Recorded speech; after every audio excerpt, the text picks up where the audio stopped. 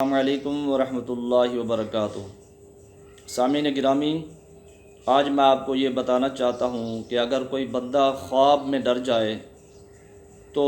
اس کو کون سی دعا پڑھنی چاہیے، یا جو بچے خواب میں ڈر جاتے ہیں ان کے لیے کون سی دعا ہے جو ہم اگر ان کو یاد کرا دیں یا چھوٹے ہیں تو لکھ کر ان کے گلے میں ڈال دیں تو وہ خواب میں نہیں ڈریں گے۔ حدیث شریف میں آتا ہے، عن عمرو بن شعیب رضی اللہ تعالی عنہ عن ابیہ عن جدہ، حضرت عمر بن شعیب رضی اللہ تعالی عنہ اپنے والد سے اور وہ ان کے دادا سے روایت کرتے ہیں، قال اذا فزع احدکم فی النوم فلیقل، کہتے ہیں کہ نبی پاک صلی اللہ علیہ وآلہ وسلم نے فرمایا کہ جب کوئی بندہ خواب میں ڈر جائے تو وہ یہ دعا پڑھے۔ دعا یہ ہے کہ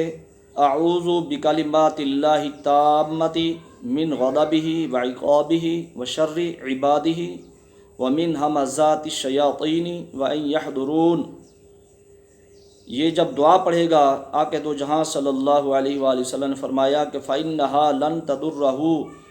تو وہ خواب اس بندے کو کوئی نقصان نہیں پہنچا سکے گا۔ حضرت عبد الرحمن بن عمر رضی اللہ تعالیٰ عنہ یہ دعا جو ہے اپنے بالغ بچوں کو سکھا دیتے تھے، کیونکہ وہ سمجھدار ہوتے تھے، یاد کر سکتے تھے، اس لیے ان کو سکھا دیتے تھے کہ جب وہ سوئیں تو یہ دعا پڑھ کے سوئیں۔ اور جو چھوٹے بچے ہوتے تھے تو یہ دعا لکھ کر آپ رضی اللہ تعالی عنہ ان چھوٹے بچوں کے گلے میں ڈال دیتے تھے، اور وہ بچے خواب میں نہیں ڈرتے تھے۔ ہمیں بھی چاہیے کہ اگر ہمارے چھوٹے بچے جو نا سمجھدار ہیں، نا بالغ ہیں، وہ اگر خواب میں ڈرتے ہیں، نیند میں ڈرتے ہیں، تو یہ دعا لکھ کر ہم ان کے گلے میں ڈال دیں، یا سمجھدار بچے ہیں تو ان کو یہ دعا سکھا دیں، یا اگر ہم خود ڈر جاتے ہیں خواب میں تو رات کو جب ہم سوئیں